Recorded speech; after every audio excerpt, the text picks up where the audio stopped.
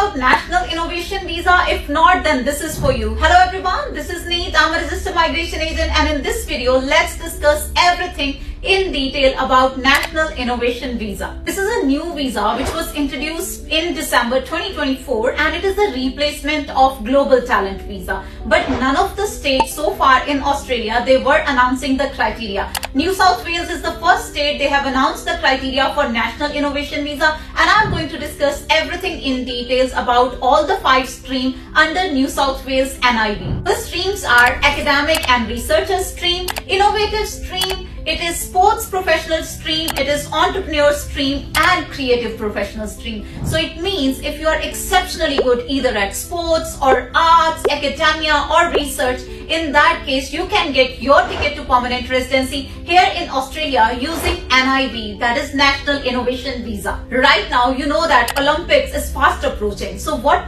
Australia is targeting, it is targeting all the sports professionals. So if you know somebody who is very good at sports, they have international recognition, they can get their direct permanent residency through National Innovation Visa, and under that the stream is Sports Professional stream. So the age limit for this particular visa is 55. There is no such hard and fast English requirement. Also, there is no skills assessment required.